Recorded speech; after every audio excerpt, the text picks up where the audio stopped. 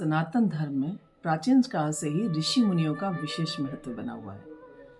राजाओं से लेकर आम जनता तक शिक्षा दीक्षा देने का काम ऋषि मुनियों द्वारा ही किया जाता था। रात के समय आसमान में दिखने वाले तारामंडल को सप्तऋषि की संज्ञा दी जाती है। आइए जानते हैं सप्तऋषि कौन है और इनकी उत्पत्ति कैसे हुई। राधे राधे। प्राचीन काल में 7 ऋषियों का एक समूह था जिसे सप्तऋषि कहा जाता था। वेदों में इन 7 ऋषियों को वैदिक धर्म का संरक्षक माना गया है। इन्हीं ऋषियों के नाम से कुल के नामों का भी पता लगाया जाता है। इन ऋषियों पर ब्रह्मांड में संतुलन बनाए रखने के व मानव जाति को सही राह दिखाने की जिम्मेदारी को माना जाता है कि सप्त ऋषि आज भी अपने इस कार्य में लगे हुए हैं। सप्त ब्रह्मर्षि, देवर्षि, महर्षि, परमर्षयः, कंडिश्च, श्रुतिश्च, राजिश्च, क्रमावशः। वेदों में वर्णित इस श्लोक में सप्त ऋषियों के नाम हैं जो इस प्रकार है: वशिष्ठ जी, विश्वामित्र जी, भारद्वाज, अत्रि, जमदग्नि, गौतम ऋषि। ये सभी ब्रह्मा जी के मानस पुत्रों में आते हैं। ऋषि वशिष्ठ राजा दशरथ के कुलगुरु थे।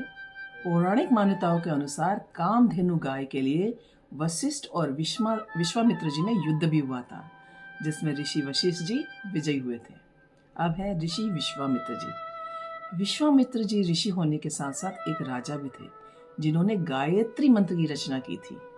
ऋषि विश्वामित्र जी की तपस्या मेनका द्वारा उनकी तपस्या भंग किया जाना का प्रसंग बहुत प्रसिद्ध है और उन्होंने अपनी तपस्या के बल पर त्रिशंकु को शरीर के साथ ही स्वर्ग के दर्शन कराए थे। सशरीर। ऋषि कश्यप।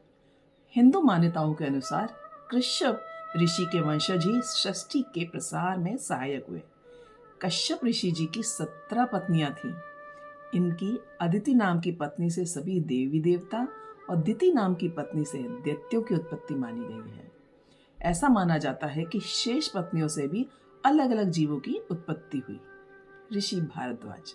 सप्त ऋषियों में भारद्वाज ऋषि को सबसे सर्वोच्च स्थान मिला है। ऋषि भारद्वाज ने आयुर्वेद सहित कई ग्रंथों की रचना की। इनके पुत्र का नाम द्रोणाचार्य था। ऋषि अत्रि। ऋषि अत्रि ब्रह्मा के सतयुग के 10 पुत्रों में से एक माने जाते हैं। माँ अनुसुईया जी उनकी पत्नी थी। हमारे देश में कृषि विकास के लिए ऋषि अत्रि का योगदान अहम माना जाता है और माता अनुसुईया जी के यहाँ ब्रह्मा, विष्णु, महेश दत्तात्रेय जी के रूप में उत्पन्न हुए थे। ऋषि जमदग्नि। भगवान परशुराम जी ऋषि जमदग्नि के पुत्र थे। इनके आश्रम में इच्छित फलों को प्रदान करने वाली गाय थी, जिसे कार्तवीर्य छीनकर अपने साथ ले गया था। परशुराम जी ने कार्तवीर्य को मारकर कामधेनु गाय वापस आश्रम में लाए थे। ऋषि गौतम। गौतम ऋषि की पत्नी अहिल्या थी।